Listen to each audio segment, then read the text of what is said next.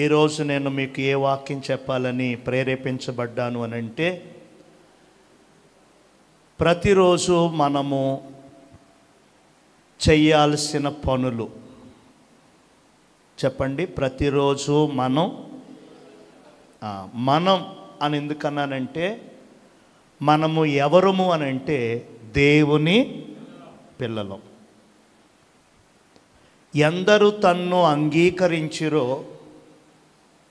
వారందరూ దేవుని కుమారులు అయినట్లు దేవుడు యేసయ్యకి అధికారం ఇచ్చాడు. కాబట్టి యేసు ప్రభువుని మనం నమ్మము గనుక, యేసు ప్రభుల వారి ద్వారా దేవునికి మనమందరము పిల్లలమయ్యాము. ఇంకా మీలో నమ్మకుండా ఉన్నారు. ఏదో గుడికి నామకే వాస్తులాగా అప్పుడప్పుడు వస్తూ కనబడుతూ వెళుతూ ఉన్నారు. నేను మీకు చెప్పే సలహా ఏంటంటే, మీరు అలాగ అప్పుడప్పుడు వచ్చి వెళ్ళటం వల్ల ఎటువంటి ఉపకారం లేదు. ఛార్జీలు దండగా, కానుకలు దండగా, సమయము దండగా, ఏ ఉపకారము లేదు. యేసుక్రీస్తును విశ్వసించండి. యేసే దేవుడని మీరు మీ నోటితో ఒప్పుకోండి. యేసయ్యకు మీ హృదయంలో చోటు ఇవ్వండి. బాప్తిస్మం పొందండి. మీరు దేవుని పిల్లలు అవుతారు. మీ పేరు పరలోకములో వ్రాయబడుతుంది. ఈ లోకాన్ని ముగించిన వెంటనే ఆ లోకంలోనికి మీరు వెళతారు. దేవునికి స్తోత్రం. కాబట్టి యేసుక్రీస్తునందు విశ్వాసం ఉంచిన వారందరినీ కూడా దేవుని పిల్లలు అని వాక్యం చెప్తుంది. ఏమండి, ఇంకా ఏమంటారంటే, మనల్ని క్రిస్టియన్స్ రా అంటారు, క్రైస్తవులరా అంటారు. ఈ క్రైస్తవ్యం అనేది కులము కాదు, మతము కాదు.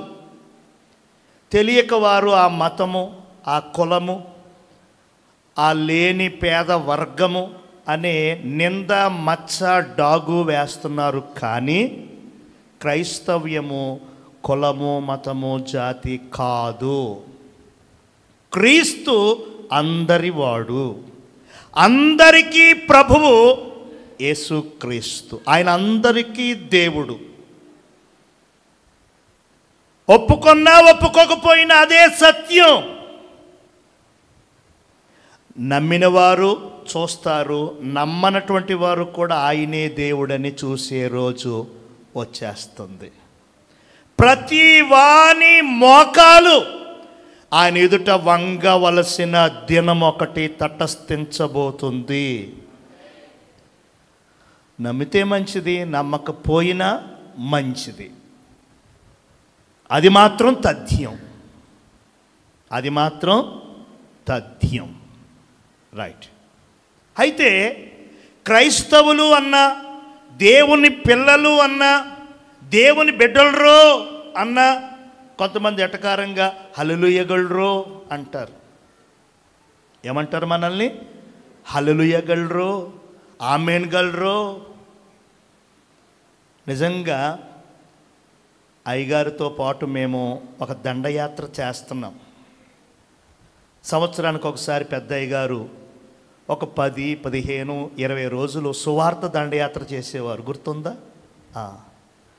మీరందరూ కానుకలు ఇచ్చి, జంతుకులు అవన్నీ ఇచ్చి పంపేవారు. నేను చేస్తున్నాను.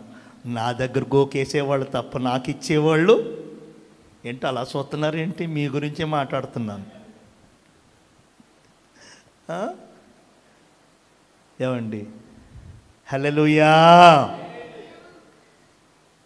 ఆ వెళ్ళే రోజు శుక్రవారం పెట్టుకునేవారు. శుక్రవారం మందిరంలో నుంచే వ్యాన్ ఎక్కేవారు.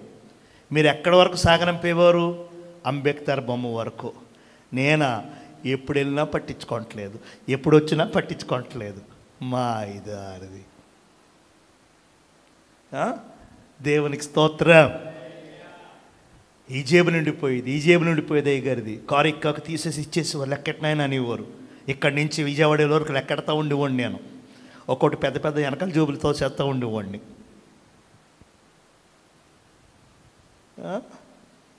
ఇప్పుడా మనం యెరూషలేము వెళ్ళినప్పుడు మన అజ్జమూరు సంఘం నుంచి ఒకరు 520 రూపాయలు ఇచ్చారు. ఒక్కరు. పేరు చెప్పను, మళ్ళీ పేరు చెప్తే మళ్ళా ఫీల్ అవుతారు. ఒక్కరు ఇచ్చారు. అంకోడిపేట సంఘంలో 2 ఇచ్చారు. 1000. కుప్పనపూడిలో 2 ఇచ్చారు. అంతే. అంటే ఇవ్వాలని మేము కోరలేదు, కానీ దేవుడు వారిని ప్రేరేపించారు. ఎంతో ఖర్చు కదా అయ్యగారండి, ఈ కొద్ది ఉంచండి. అవి మేము తీసుకెళ్ళి ఏం చేసామంటే, ఎంతో రాలా 4000 చిల్లర వచ్చాయి. తీసుకెళ్ళి అక్కడ మందిరంలో ఒక చోట కానుక వేశాను. దేవునికి స్తోత్రం. మన రక్షణ ద్వారం తరపున ఒక చిన్ని కానుక అక్కడ వేశాను. ఏమండి, సంవత్సరానికి ఒకసారి అయ్యగారు సువార్త దండయాత్రని పెట్టి వెళ్ళేవారు. ఒకసారి అయితే 1 నెల రోజులు, ఒకసారి 20 రోజులు, ఒకసారి 15 రోజులు, అలాగా అయ్యగారికి దేవుడు ఎంత ప్రేరేపణ ఇస్తే అంత. ఒకసారి మేము వెళుతున్నాం, ఏదో ఊరు దాటాక మరి ఒక పండగ జరుగుతుంది, ఊరేగింపు అన్నమాట. ఊరేగింపు అయితే అందరు వెహికల్స్ని ఆపి చందా వసూలు చేస్తున్నారు. మన వెహికల్ కూడా ఆపారు. నేనే నడుపుతున్నాను, పక్కన ఇంకొక ఆయన ఉన్నారు, వెనకాల అయ్యగారు ఉన్నారు, అచ్చెన్నాయుడు గారు, కెనడీ గారు ఉన్నారు, నేనే నడుపుతున్నాను అన్నమాట. పక్కన వాసు గారు ఉన్నారు. ఈలోగా వాళ్ళు ఆపేసి అడ్డం కొట్టేసి ఇస్తేనే కుదరదు అంటున్నారు. ఈలోగా ఒక అతను గుర్తుపట్టి ఈ సిలువ, ఈ వాక్యాలన్నీ చూసి అన్నాడు, హల్లెలూయా గల్రా ఇలా అన్నాడు. ఆ మాట పట్టుకుని ఎటకారంగా హల్లెలూయా హల్లెలూయా హల్లెలూయా అంటున్నారు. అప్పుడు మనమేమనాలి?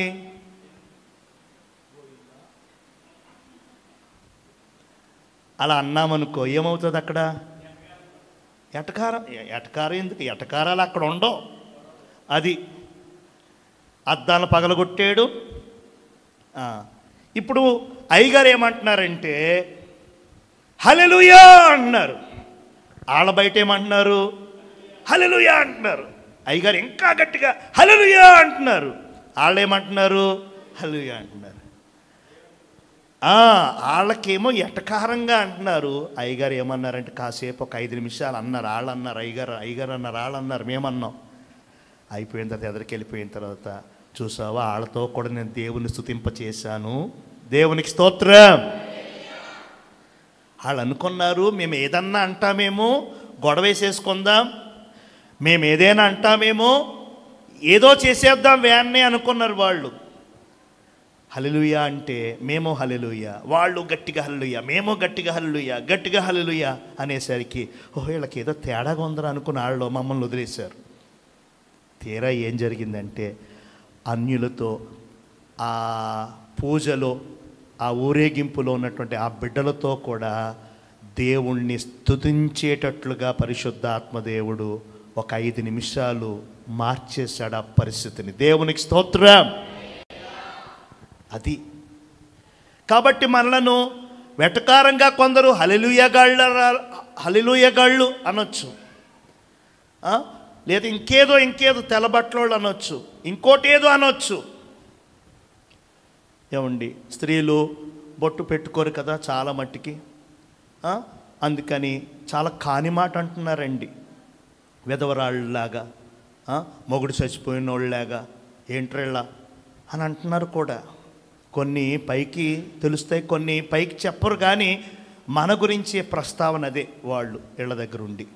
సరే, మనను క్రైస్తవులన్నా, హల్లెలూయాగాళ్ళన్నా, విధవరాళ్ళన్నా, ఇంకోటన్నా సరే మనము దేవుని పిల్లలమే. దేవునికి స్తోత్రం. క్రైస్తవులు అంటే అర్థం ఏంటంటే క్రీస్తును కలిగిన వారు. చెప్పండి, క్రైస్తవుడు అంటే అర్థం ఏంటి? క్రీస్తును కలిగిన వాడు. పేరుకి మోషే, పేరుకి ఏలియా, పేరుకి దావీదు అని పెట్టేసుకుని క్రీస్తు లేకపోతే వారి జీవితంలో, క్రీస్తుకు చోటు లేకపోతే వారి బ్రతుకులో వారు క్రైస్తవులు కాదు. ఏమండి, పైకి పేరు త్రిమూర్తులు అవ్వచ్చు, పైకి పేరు శ్రీనివాస్ అవ్వచ్చు, పైకి పేరు గోవిందరావు అవ్వచ్చు, కానీ క్రీస్తుకు చోటిస్తే ఆ వ్యక్తి క్రైస్తవుడే. క్రైస్తవుడు అనేది పేరును బట్టి కాదండి, బ్రతుకును బట్టి. తెల్ల బట్టలు వేసుకున్నంత మాత్రాన పరిశుద్ధుడు అనడానికి వీల్లేదు. ఏమండి, క్రీస్తుని కలిగిన వారే క్రైస్తవులు. నువ్వు నల్ల బట్టల, తెల్ల బట్టల, ఇంకో బట్టల నథింగ్ అండి. ఆచారం కాదు ప్రధానం. ఏమండి, ఆనవాయితీ కాదు ప్రధానం. దేవునికి కావలసింది హృదయము, దేవునికి కావలసింది నీ మనస్సు. ఇచ్చావా దేవునికి?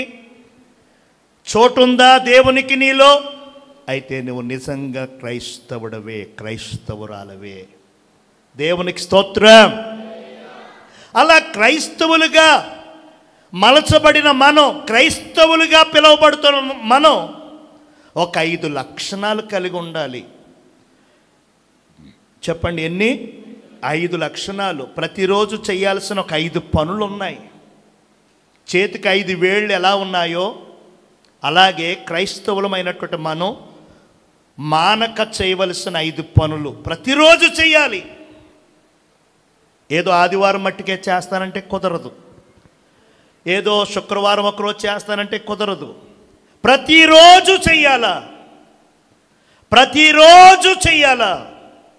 ఏంటి ఆ 5 పనులు అని అంటే, హస్తానికి 5 వేళ్ళు ఉన్నట్లుగా క్రైస్తవుడు 5 విషయాలు, క్రైస్తవుడు 5 పనులు ప్రతిరోజు చెయ్యాలి అని గుర్తుపెట్టుకోండి మీరు. మొదటి పని ఏమిటి అనంటే ప్రతిరోజు క్రైస్తవుడు అనబడిన వాడు ప్రార్థన చెయ్యాలి. చెప్పండి అమ్మ, ఏం చేయాలి? ఇలా అన్నామనుకో, మనకి దగ్గరగా ఉండే వేలేది? బొటన వేలు. అర్థమవుతుందండి? ఇలా అన్నా సరే దగ్గరగా ఉండే వేలు బొటని వేలు. ఆ బొటని వేలు దేనికి సాదృశ్యము అనంటే, నీవు చేయవలసిన మొదటి పని, ప్రతిరోజు మానక అవలంబించాల్సిన మొదటి పని ప్రార్థన.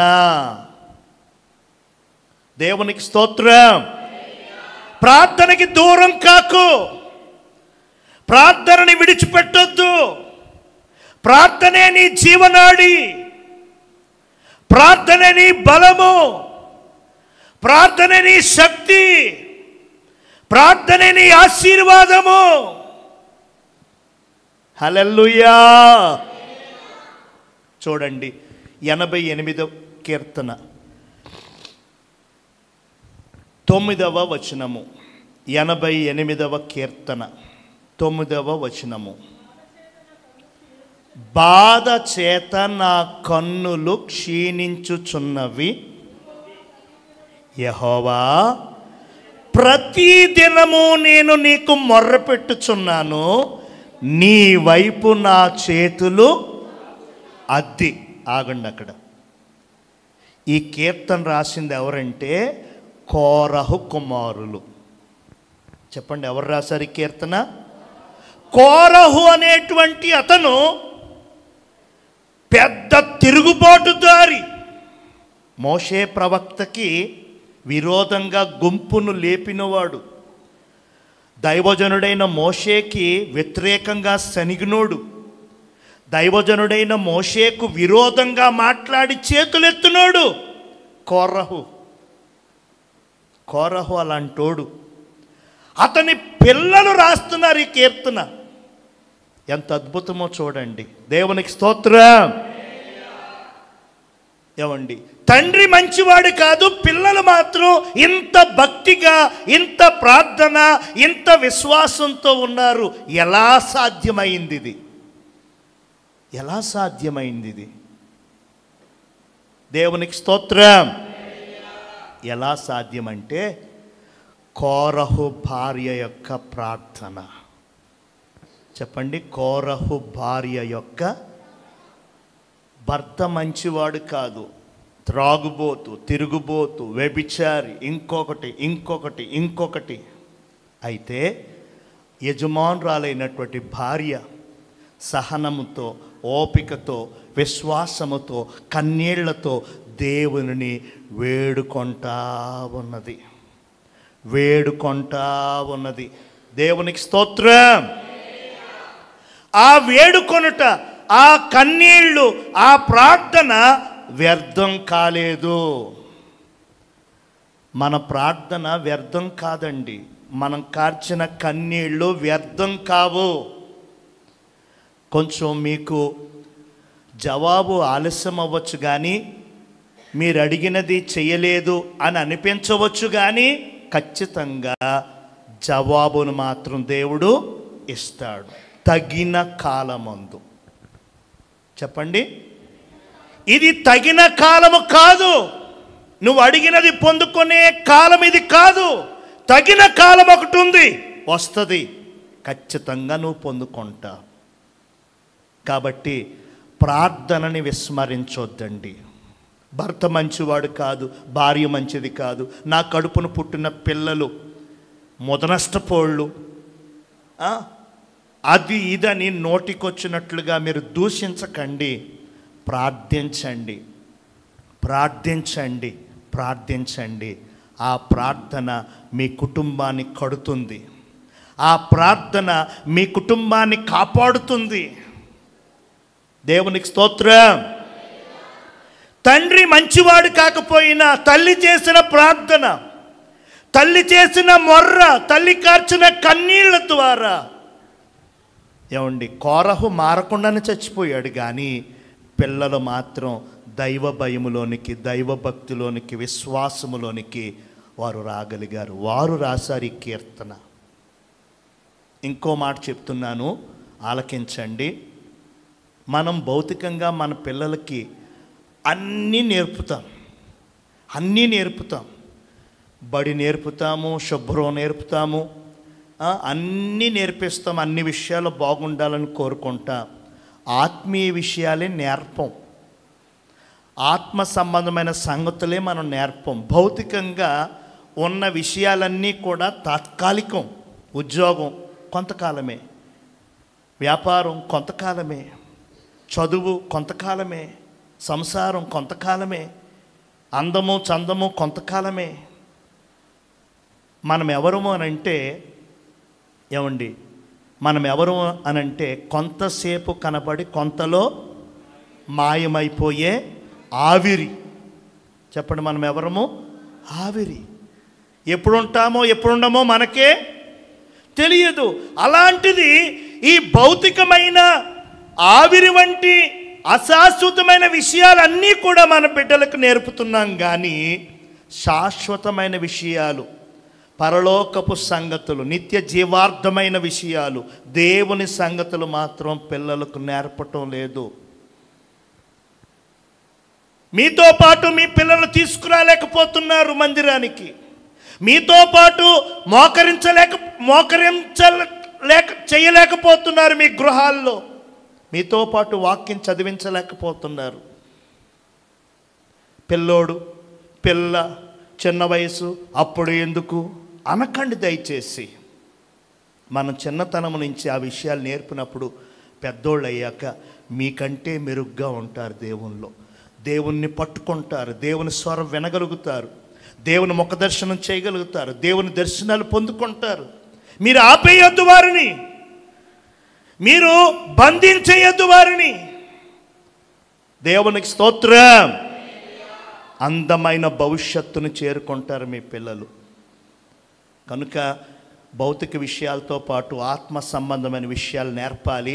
భౌతిక విషయాల కంటే ఎక్కువ శ్రద్ధ ఆత్మ సంబంధమైన విషయాలకి మీరు ఇవ్వాలి. మీ పిల్లల చేత అవి చేయించాలి, బలవంతంగానైనా చేయించాలి. హల్లెలూయా. ఇక్కడ ఈ కోరహు పిల్లలు మంచి ప్రార్థనా పరులయ్యారండి. కోరహు పిల్లలు చాలా భయభక్తులు కలిగినటువంటి వారుగా ఎంచబడ్డారండి. వారు రాస్తున్నారు ఈ కీర్తన. ఏమని?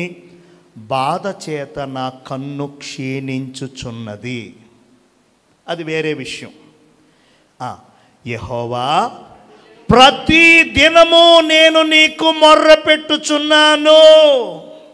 ప్రతిరోజు చెప్పండి, ప్రతి పగలు రాత్రి. ఒక రోజు అంటే ఒక పగలు 12 గంటలు, ఒక రాత్రి 12 గంటలు. ఆ రెంటిని కలిపి ఒక రోజు, ఒక దినము అంటున్నారు కదా వీళ్ళు. ప్రతి దినము నేను నీకు. ప్రతిరోజు మనం చేయవలసిన పనులలో మొదటిది ప్రార్థించాలి. చెప్పండి, ఏం చేయాలి? ప్రార్థన అంటే ప్రభువుతో మాట్లాడుట, ప్రభువుతో సహవాసం, సంభాషణ. హల్లెలూయా. ప్రార్థన అంటే మన గొంతేనమ్మ కోరికలన్నీ చెప్పుకునేది కాదమ్మా. తల్లే కిరాణా కొట్టు దగ్గరికి వెళ్ళి ఏం సరుకులు కావాలో అలాగా దేవుడి దగ్గరికి వచ్చో దండం పడేసి మోకాళ్ళు అడేసి మొత్తం లిస్ట్ అంతా ఇచ్చేస్తున్నారు కొంతమంది. ప్రార్థన అనేది దేవుడు అందుకు ఇవ్వలేదు. ఆయనతో సంభాషిస్తావు, ఆయనతో సహవాసం చేస్తావు, ఆయనతో మాట్లాడుతావు, ఆయనతో బంధం కలిగి ఉంటావని ప్రార్థన ఇచ్చారు. హల్లెలూయా. క్రైస్తవుడుగా, క్రైస్తవురాలిగా ప్రతి దినము నీవు ప్రార్థించాలి. ప్రార్థన చేసుకొనిదే పనులు ప్రారంభించొద్దు. కొంతమందికి తీరిక లేదు అంటారు. ఎక్కడుంటుంది తీరిక? మొదట సమయం దేవునికి ఇస్తే మిగిలిన సమయం అంతా కూడా నీకు తీరిక దొరుకుతుంది. మొదటే లేచిన వెంటనే చీపురు, లేచిన వెంటనే పాత్రలు, లేచిన వెంటనే గ్యాస్ స్టవ్, లేచిన వెంటనే ఇంకా తినడాలు, తాగడాలు, దులుపుకోవడాలు. ఇంకేం సమయం ఉంటుంది? మొదటి సమయం దేవునికి ఇచ్చినట్లయితే లేచిన వెంటనే మోకాళ్ళుని చేతులెత్తి కండ్లు మూసి దేవా మీకు స్తోత్రమని స్తోత్ర ప్రార్థన చేసే దానివిగా వాడివిగా నువ్వు ఉన్నట్లయితే ఆ దినం నీకు దీవెనకరంగా సాగుతుంది. దేవునికి స్తోత్రం. ప్రార్థించనిదే మంచినీళ్ళు నేను తాగను అని పెట్టుకోండి. ప్రార్థించనిదే నేను కాలు బయటకు పెట్టను అని పెట్టుకోండి. నేను ప్రార్థన చేసి దేవునితో మాట్లాడనిదే, ఎవరితో మాట్లాడని, ఎవరిని చూడను అని ఒక కంకణం పెట్టుకోండి అమ్మా. హల్లెలూయా. దేవుడు ఎంత ప్రముఖుడు, దేవుడు ఎంత గొప్ప. అందరితో మాట్లాడేసి, అందరిని పలకరించేసాక, అందరికి సమయం ఇచ్చేసాక, తినేసాక, తాగేశాక, అంతా అయిపోయాక అప్పుడెప్పుడో నేను ఇస్తాను దేవునికి సమయం అంటే అది ఎలా ఉంటుంది? అసలు రాత్రి పడుకున్నా ఉదయాన్నే కళ్ళు తెరిచావంటే దేవుని చలవే కదా. చాలామంది పడుకున్నవారు పడుకున్నట్టుగానే వెళ్ళిపోతున్నారు కదా. దేవునికి స్తోత్రం. పడుకున్నవారు పడుకున్నట్టుగానే నిద్రలో హాస్పిటల్లో జాయిన్ అవుతున్నారు కదా. పడుకున్నవారు పడుకున్నట్టుగానే ఉంటున్నారు కానీ నిద్ర పట్టకుండా అటు ఇటు కొట్టుకుంటున్నారు కదా. నీవు మంచి నిద్ర, చక్కని విశ్రాంతితో ఫ్రెష్గా తిరిగి సూర్యోదయాన్ని చూసావు అని అంటే అది దేవుని చలవ కదా. దేవుని చలవే కదా అది.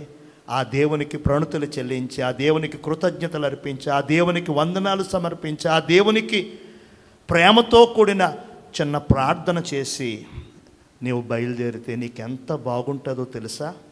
దేవునికి స్తోత్రం. యేసయ్య దేవుని కుమారుడు, యేసయ్య దేవుని బిడ్డ, పరలోకం నుంచి వచ్చినవారు. ఆయన పగలు ప్రార్థన చేసేవారు, రాత్రి ప్రార్థన చేసేవారు. ప్రార్థన అవసరం ఆయనకి ఏంటి? ఆయనే దేవుడు కదా. దేవుడైనను, దేవుని కుమారుడు అయినను ఆయన క్రమము తప్పక ప్రార్థన చేశాడు. తీయండి ఒకసారి లూకాసు వార్త 21వ అధ్యాయము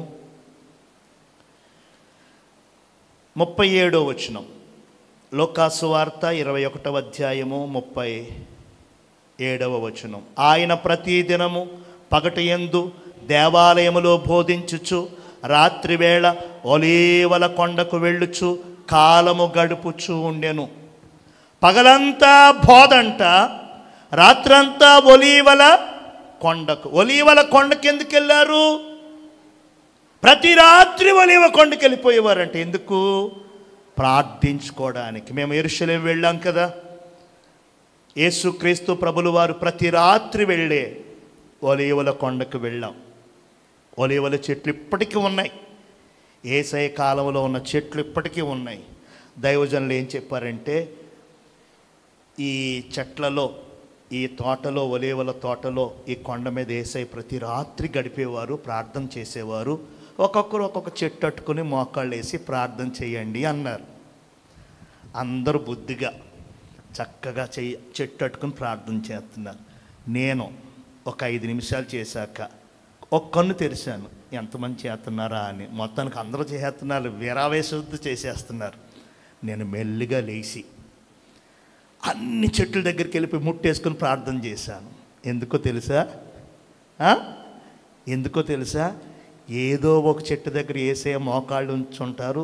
నేను పట్టుకున్నా ఈ చెట్టు సన్నగా తంతుంది, లెక్కలెక్కమంటాను కాదు అని అన్ని చెట్లు ముట్టేసుకున్నాను. ఇదో దొంగ విశ్వాసం. దేవునికి స్తోత్రం, హల్లెలూయా. అన్ని చెట్లు ముట్టేసుకున్నాను. మొత్తానికి ఒక ఆయన చూసేశారు, అయ్యగారండి ఏంటండి అన్ని చెట్లు తిరుగుతున్నారంటే, ఏమి లేదండి మామూలుగా వెళ్తాను అన్నాను, అంతే. హల్లెలూయా. రాత్రంతా ఒలీవల కొండకు వెళ్ళి ఆ ఒలీవల చెట్ల దగ్గర మోకాళ్ళుని రాత్రంతా ప్రార్థన చేసినట్లుగా వాక్యం చెబుతూ ఉంది. పగలంతా బోధంట, రాత్రంతా ప్రార్థన అంట. ఎక్కడదండి ఆ శక్తి? ఎక్కడదా బలం? ఎక్కడది ఆత్మ? ప్రార్థన ద్వారా. దేవునికి స్తోత్రం. అసాధ్యములైనటువంటి వాటన్నిటినీ సుసాధ్యం చేస్తుంది ప్రార్థన. చేత కాదు, వల్ల కాదు అన్న విషయాలన్నిటినీ కూడా చేతనయ్యేటట్టు చేస్తుంది ప్రార్థన. అంత శక్తి గలది ప్రార్థన. ప్రార్థించుకుంటున్నారా మీరు? ప్రార్థన చేస్తున్నారా ప్రతిదినం? ప్రార్థన చేసుకోవడానికి సమయం ఉంది, స్థలం ఉంది, అవకాశం ఉంది. ప్రార్థన నేర్చిన వారు మీరు అయినా ప్రార్థన చేయకుండా ఎందుకు సమయాన్ని వృధా చేసుకుంటున్నారు? దేవునికి స్తోత్రం.